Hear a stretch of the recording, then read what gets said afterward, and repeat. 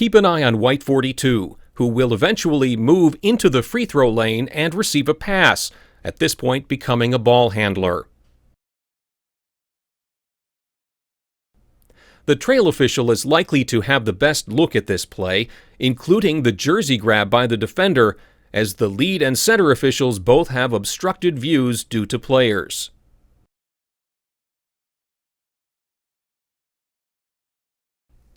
Remember that as officials, we must be cognizant of illegal contact against ball handlers and dribblers, both on the perimeter and in the post.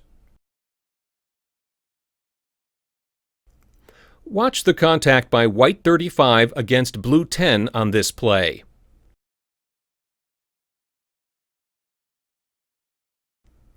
The defender first reaches out and puts both hands on the ball handler, which is a violation of Rule 10.7.12 regarding contact with a ball handler. Then, after a brief separation, white 35 reaches out again with the left hand and makes contact with the ball handler's hip. These are hand-checking fouls that should be called by the trail official. White 14's first contact with blue 10 after he receives the pass is with the right hand. The defender immediately removes this hand and then places his left hand in the torso of the ball handler. This is illegal contact as described in Rule 10.7.12.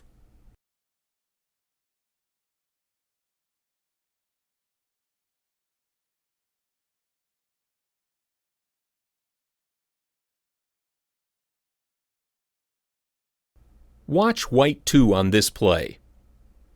Once blue 20 receives the ball, she is contacted multiple times by the defender. This is a violation of Rule 10.7.12 and should be ruled a hand-checking foul against white 2.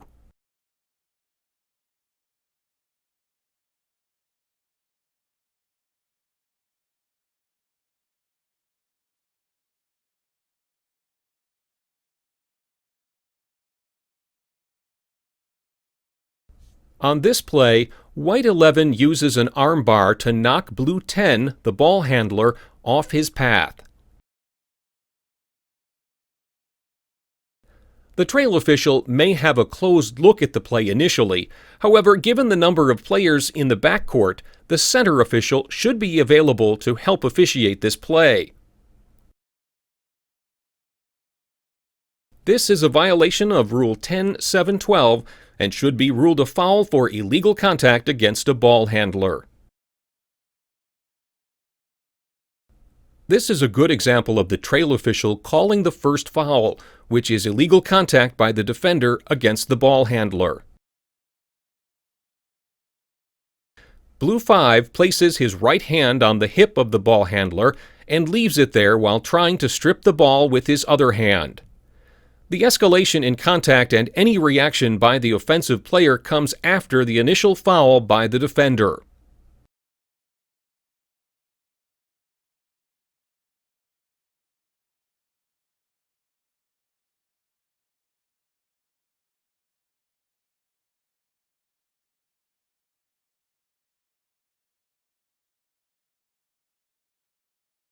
This clip illustrates the need to enforce Rule 10.7.12 as written and to penalize illegal contact against ball handlers.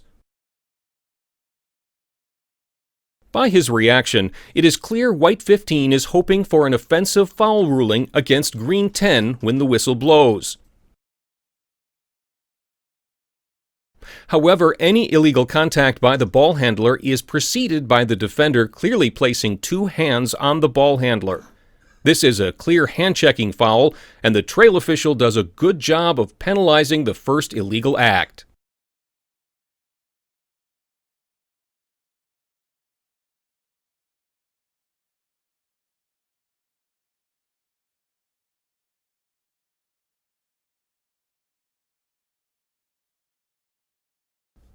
Watch white 24 on this play that occurs at the end of the first half. Is this illegal contact against the dribbler? Has White 24 established a legal guarding position before what appears to be significant contact? If not, should this be a foul? Should it be a shooting foul? Or does the contact occur before the end of the dribble, therefore negating continuous motion?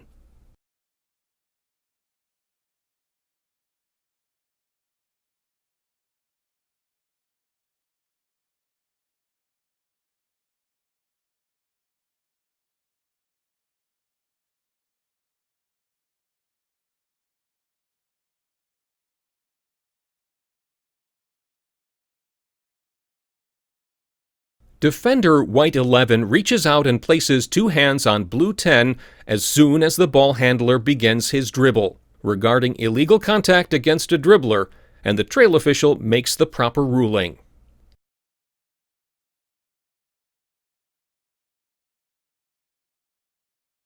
This is a violation of Rule 10.7.12.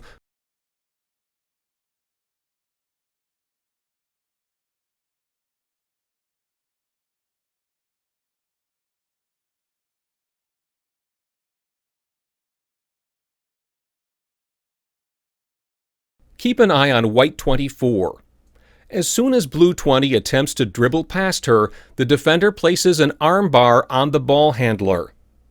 This is a Rule 10.7.12 foul and must be called by the trail official who has a clear view of the play. The failure to do so in this instance results in a turnover and a breakaway basket for White.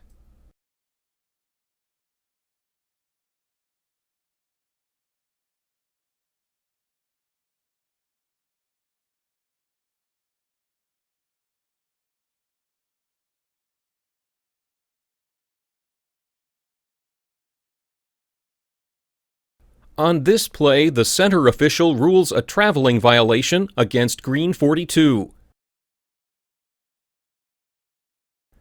Does this traveling violation occur before the contact by White 12? Could there have been a blocking foul ruled instead?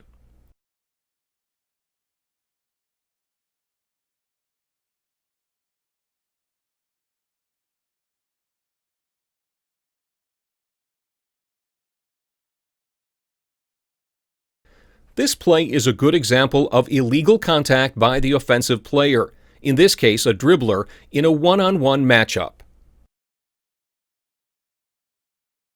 The lead official in transition has a perfect look at the play. However, the lead official does not use approved NFHS mechanics or signals to stop the clock or to indicate that this is a player control foul.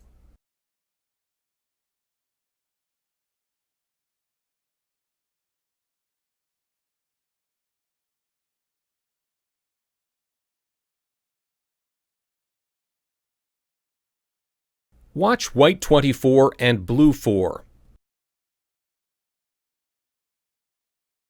How many different times and in how many different ways does Blue 4 put his hands on the ball handler? According to Rule 10.7.12, several different fouls take place in this sequence, none of which are called by the trail official. Again, the defensive player, Blue 4, initiates several points of contact with the ball handler.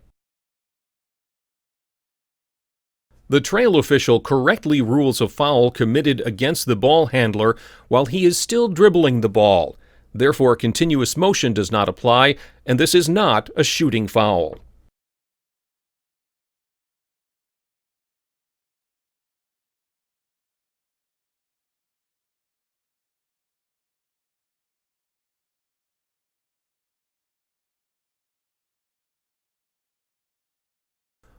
Watch the matchup between White 24 and Blue 11 for the entirety of this clip. Blue 11 places a hand on White 24 immediately after he receives the kick-out pass from his teammate and never takes his hand off from the time White 24 dribbles, passes, and backs out away from the play. At any point when White 24 possessed the ball, Blue 11 should have been ruled for illegal contact.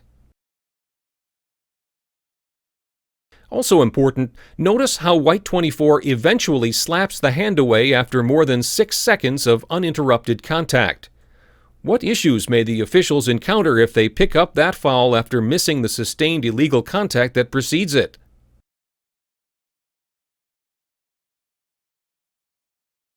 Watch the contact by Blue 11 against the ball handler throughout this entire clip. The defensive player makes some form of contact, either a hand touch or armbar, for more than 5 seconds. The center official needs to make a position adjustment to see this illegal contact and rule a foul according to Rule 10.7.12.